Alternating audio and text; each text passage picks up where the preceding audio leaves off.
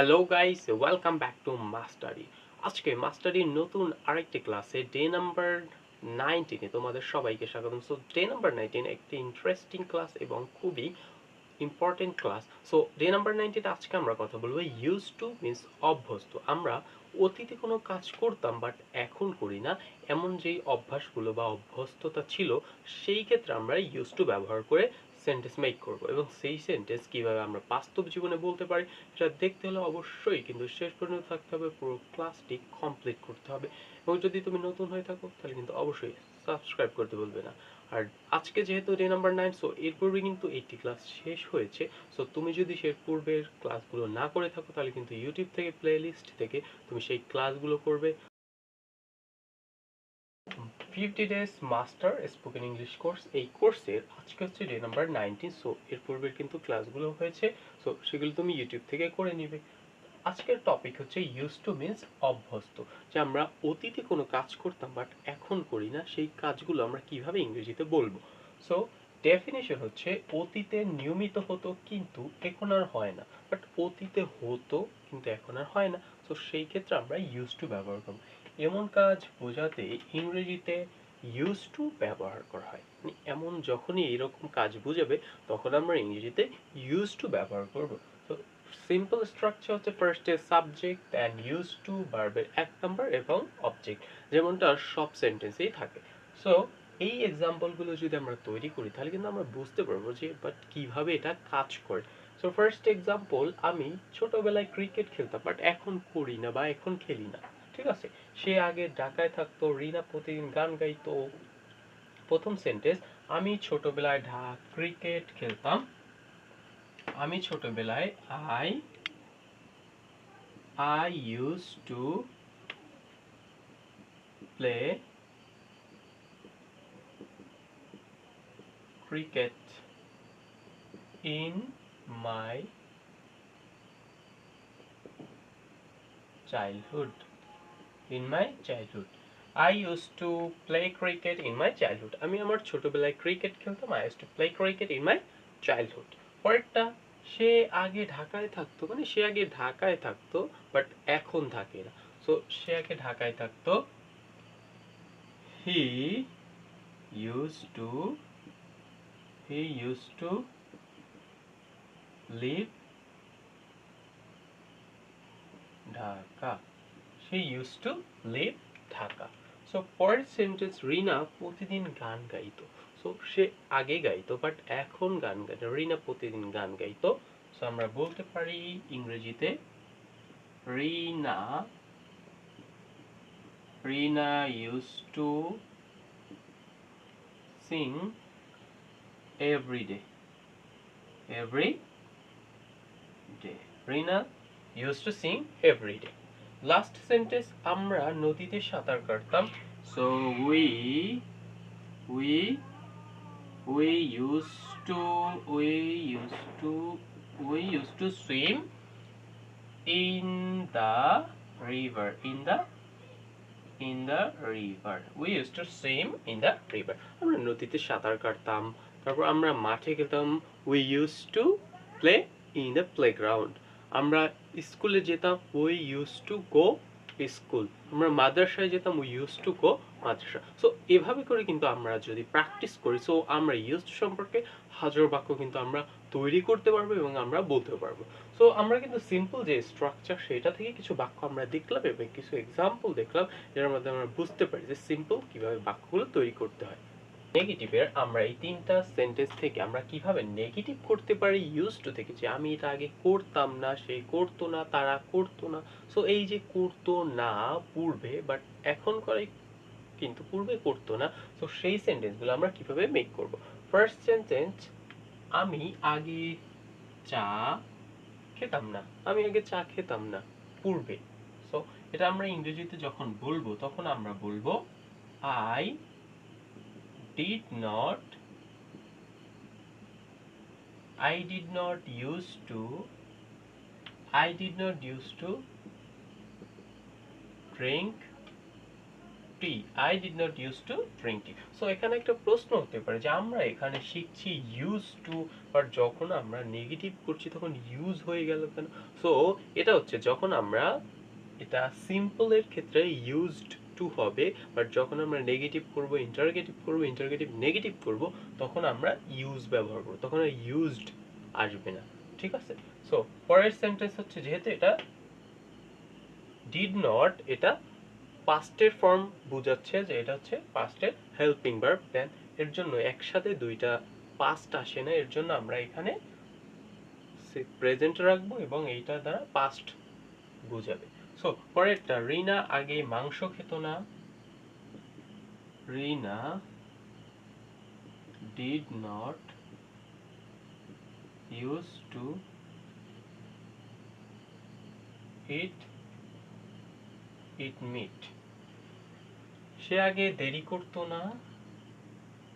He did not use to be late. He did not use to be late. So আমরা কিন্তু দেখলাম যে কিভাবে ইউজ টু ব্যবহার করে নেগেটিভ সেন্টেন্স তৈরি করতে, সেটা কিভাবে বলতে। আমি আগে চা খেতাম না, I did not use to drink tea. আমি আগে কি বলে এটাকে, কফি খেতাম না, I did not use to drink coffee. So এরকম কিন্তু আমরা হাজার বাক্য মেক করতে পারবো যদি আমরা মূল সেন্টেন্স জানি যে কোনটা ভিত্তি করে আমরা এটা তৈরি করতে হবে। ওকে, সো এর পূর্বে আমরা কিন্তু সিম্পল সেন্টেন্স করেছি, এবার আমরা নেগেটিভ করলাম। বন্ধুরা, এবার কিন্তু আমরা হেক মুজে ইউজ টু ব্যবহার করি কিভাবে কাউরে প্রশ্ন জিজ্ঞেস করতে, তুমি কি এটা করতে, তারা কি করতো, আমরা কি করতাম, রিপা কি করতো, নিপা কি করতো।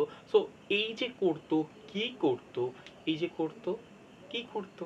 সো এরকম যদি আমরা প্রশ্ন করতে পারি এবং প্রশ্ন করতে যাই, তখন আমরা কোন সেন্টেন্স বা কোন স্ট্রাকচার অনুযায়ী আমরা সেটা করব, সেটা দেখতে হলে কিন্তু অবশ্যই ভিডিওটি বা ক্লাসটি শেষ পর্যন্ত করতে হবে। Okay, so stay with me till the end. Prepare you I will prepare you. Okay, so যাতে তুমি ইংরেজিতে পারফেক্ট এবং পুরোপুরি বলতে পারো উইথ কনফিডেন্ট। ওকে, সো এর জন্য কিন্তু অবশ্যই ক্লাসটি শেষ করতে হবে, তাহলে কিন্তু তুমি যদি মিস করো, স্কিপ করো, তাহলে কিন্তু পারবে না। ওকে, সো এবার আমরা দেখবো যে কিভাবে প্রশ্ন তৈরি করতে হয়। সো সেটার স্ট্রাকচার হচ্ছে, ফার্স্টে ডিড রাখতে হবে, then subject, use to, V one, object and question mark. এটা থেকেই আমরা প্রশ্ন মেক করব। সো ফার্স্ট এক্সাম্পল, সে কি আগে এখানে থাকতো। সে কি আগে এখানে থাকতো। তোমরা কি রিলস দেখতে। সো এটা পূর্বের কথা, বাট এখন করো কিনা জানি না। তারা কি একসাথে পড়াশোনা করতো। সো সে কি আগে এখানে থাকতো। did she used to live here. Did she used to live here. সে কি আগে এখানে থাকতো। Did she used to live here. তারা কি আগে এখানে থাকতো। Did they used to live here. তুমি কি আগে এখানে থাকতে। Did you used to live here. So এরকম করে কিন্তু আমরা বাক্যগুলো প্র্যাকটিস করব। একটা সেন্টেন্স থেকে আমরা অনেক বাক্য প্র্যাকটিস করতে পারবো। সো পরেরটা হচ্ছে, তোমরা কি রিলস দেখতে। Did you used to watch reels. Did you used to watch reels. তোমরা কি রিলস দেখতে, তোমরা কি ছবি দেখতে। Did you used to watch cinema. তোমরা কি টিভি দেখতে। Did you watch TV. তোমরা কি ফোন দেখতে। Did you watch to phone. তোমরা কি গেম দেখতে অথবা কোনো ভিডিও দেখতে। Did you used to watch video. Did you used to watch video game. So এভাবে করে কিন্তু তোমরা প্র্যাকটিস করতে থাকবে। যত বেশি প্র্যাকটিস করবে তত বেশি কিন্তু তোমরা এই বিষয় সম্পর্কে ইংরেজিতে ভালো বলতে পারবে।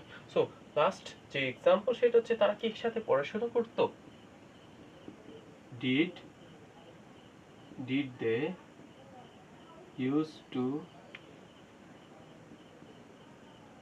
study together. Did they used to study together. তারা কি একসাথে পড়াশোনা করতে। Did they study together. Did they used to study together. তারা কি একসাথে খেলতো। Did they used to play together, তারা কি একসাথে হাঁটতো, did they use to work together. So এভাবে করে কিন্তু আমরা অনেক বাক্য প্র্যাকটিস করতে পারবো যদি তুমি মূল যে কিভাবে প্র্যাকটিস করতে হয় সেটা জানো। সো জাস্ট তুমি একটা আয়নার সামনে দাঁড়াবে এবং এই টপিক সম্পর্কে নিজেই নিজের সাথে কথা বলা শুরু করবে। যদি তোমার কোনো পার্টনার না পাও, ঠিক আছে মনু, বুঝছো কেমনে প্র্যাকটিস করবে, হ্যাঁ কিন্তু কই দিলাম ইংরেজি হ্যাঁ এক্সেস, কিন্তু তোমরা চেষ্টাই করো না, কেমনে পারবা, চেষ্টারও চেষ্টা না হলে পারবা না কিন্তু, ঠিক আছে। তো এরপর আমরা আজকের ক্লাসে লাস্ট টপিকটা শিখবো, আর সেটা হচ্ছে যে কিভাবে আমরা নেগেটিভ প্রশ্ন জিজ্ঞাসা করতে পারি, নাবোধক প্রশ্ন জিজ্ঞাসা করতে পারি এবং সেটা সম্পর্কে কথাও বলতে পারি। তো সেটা শিখতে হলে কিন্তু অবশ্যই শেষ পর্যন্ত থাকবে। Stay with me till the end, I will prepare you, okay, stay with me. Topic যেটা সেটা হচ্ছে নেগেটিভ প্রশ্ন। সেটার স্ট্রাকচার হচ্ছে ফার্স্টে ডিড রাখতে হবে, then subject, use to, you, তারপর নট ইউজ টু, ভার্বের এক নাম্বার এবং অবজেক্ট রেখে কিন্তু মোরা এগুলো তৈরি করব। বুঝছো মনু, মোনারা, বুঝছো? ঠিক আছে, যদি বুঝিয়ে থাও এরপর এক্সাম্পল গুলো দেখো। এক্সাম্পল কি, তোমরা কি আগে খেলতে না, তারা কি আগে ঝগড়া করতো না, সে কি আগে আসতো না। সো এইগুলা কিভাবে তোমরা করবো, তোমরা কি আগে খেলতে না, সো এটা ফার্স্টে আমাদের ডিড রাখতে হবে, then subject you, did you, then not, তারপর হচ্ছে use to, play, play. Did you not use to play, তোমরা কি আগে খেলতে না, did you not use to play, ঠিক আছে। তোমরা কি আগে হাঁটতে না, did you not use to walk. তোমরা কিন্তু অনেক বাক্য তোমরা তৈরি করতে পারবা, আমিও জানি যে তোমরা পারবে, তোমরা ভালোই মেধাবী, কিন্তু চেষ্টা না করার কারণে কিন্তু ইংরেজিতে এককাল নিচের লেভেলে নিচে চলে গেছে, ঠিক আছে। চেষ্টা করবা। তারা কি আগে ঝগড়া করতো না, did they not use two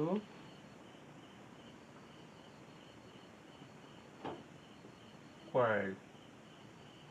so ঝগড়াকে আমরা কি বলি, quarrel, Q U A double R E L, quarrel. Quarrel অর্থ কি, ঝগড়া করা। Did they not use to quarrel, তারা কি আগে ঝগড়া করতো না, ঠিক আছে। পরেরটা, সে কি আগে আসতো না, did he not use to come, did he not use to come. So এভাবে করে কিন্তু আমরা নেগেটিভ প্রশ্নগুলো তৈরি করতে পারবো। তো এইগুলো যদি তুমি চর্চা করো তাহলে কিন্তু তুমিও হাজার বাক্য, শত বাক্য তুমি নিজেই বানাতে পারবে এবং নিজেই যখন বলতে যাবে তখন নিজেই একটার পর একটা বলতে থাকবে এবং বলতেও পারবে। সো এর জন্য জরুরি হচ্ছে প্র্যাকটিস। সো গাইস, আজকের ক্লাস সম্পর্কে যদি তোমার কোনো প্রশ্ন থাকে সেটা অবশ্যই কমেন্ট করে জানাবে, আর যদি পূর্বের ক্লাসগুলো না করে থাকো তাহলে সেগুলো করবে, ইউটিউবে প্লেলিস্ট তৈরি করা। এবং আজকের ক্লাস সম্পর্কে যদি তোমার কিছু জানার থাকে, বোঝার থাকে, তাহলে অবশ্যই কমেন্ট করে জানাবে। আর যদি নতুন হয়ে থাকে তাহলে কিন্তু অবশ্যই সাবস্ক্রাইব করতে পারবেন, আর ভিডিওটি পছন্দ হলে অবশ্যই একটা লাইক করবা, ঠিক আছে। সো দেখা হচ্ছে নেক্সট ক্লাসে, day number 20। So day number 20 কিন্তু আরও খুবই ইম্পর্টেন্ট একটি ক্লাস, সো সেটা নতুন কিছু নিয়ে আলোচনা করব। সো সেটার জন্য অপেক্ষায় থাকবে। দেখা হচ্ছে নেক্সট ক্লাসে, ডে নাম্বার 20-তে। ততক্ষণ ভালো থাকবে, সুস্থ থাকবে, তব তক কে লিয়ে अलविदा।